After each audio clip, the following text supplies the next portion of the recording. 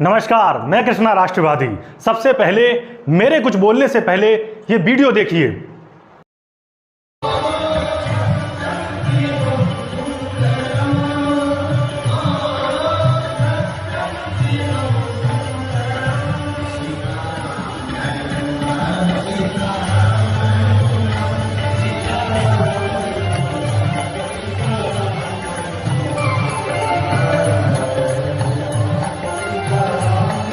Video को गौर से देखने के बाद आपको पता चल रहा होगा कि किस तरीके से एक युवती के अंगों को पकड़कर उसको बाहर फेंक दिया जा रहा है। आप देख रहे होंगे कि ये भागेसर धाम का और जो धीरेंद्र शास्त्री का चेला है और किस तरीके से एक युवती को उठा करके बाहर फेंक रहा है। दूसरा, आप ये गौर करके देखिए और फिर से देखिए इसको।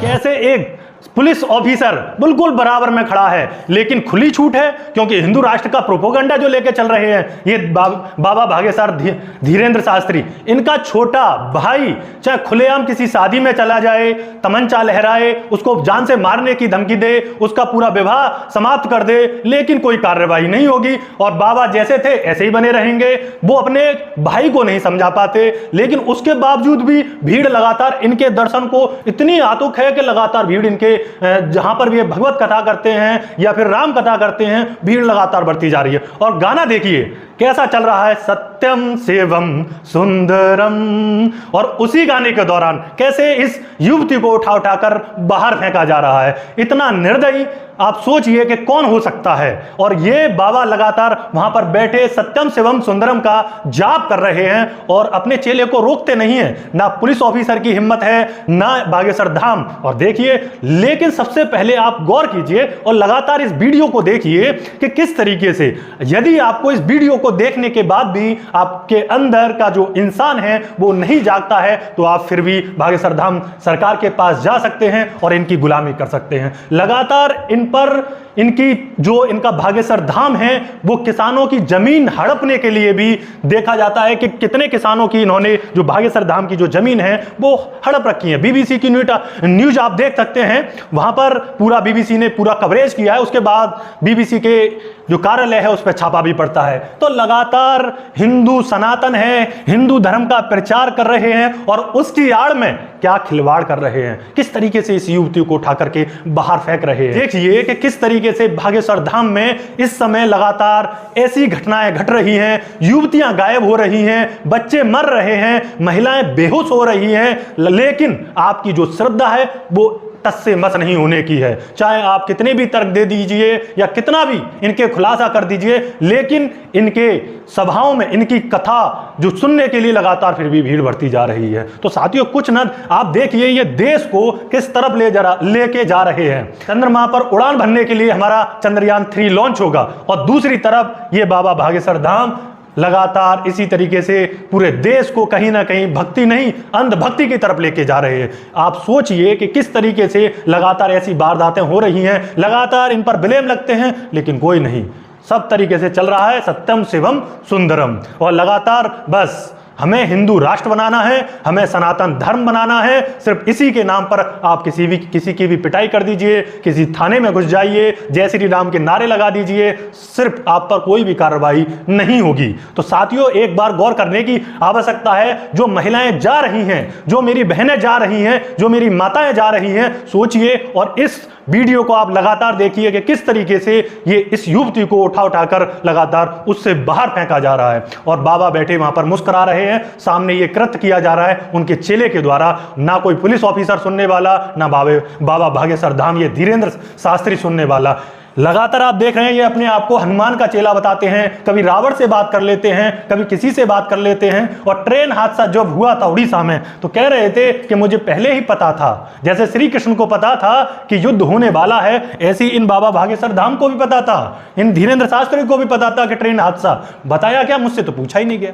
सोचिए कैसी कैसी तर्क देते हैं। एक 28 साल का युवक, 26 साल का युवक और बुजुर्ग जा जा करके इनके पैरों में गिर पड़ते हैं। अगर इनके पास इतनी ही दिव्य शक्ति है तो बॉर्डर पर भेज दीजिए। जो मिशन चंद्रयान जो 2 फेल हुआ था, ये पास करवा देते। तो कहीं ना कहीं आप देखेंगे किस तरीके से इनके चरणों में पड़ते हैं बड़े बड़े सेलिब्रिटी। आपने कुछ समय पहले कुलदीप यादव को भी देखा था, और तमाम शिवराज सिंह चौहान, BD शर्मा, नरोत्तम मिश्रा, सब इनके चरणों में पड़े रहते हैं। मध्य प्रदेश में चाहे सरकार बदल जाए, लेकिन सरकार चलेगी भागेसर धाम सरकार। आप देख रहे हैं किस तरीके से नाम रखा है, भागेसर धाम सरकार। सरकार है ये अपने आप में सरकार है बस।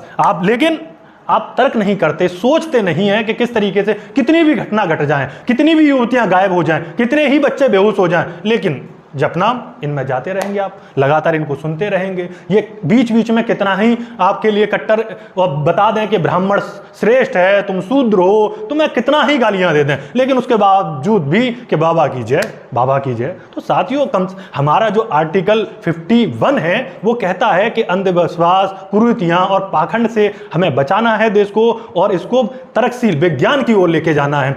आप सब जानते हैं कि सुहानी शाह ने इनकी पोल खोली थी, लेकिन आज सुहानी शाह कहां पर हैं?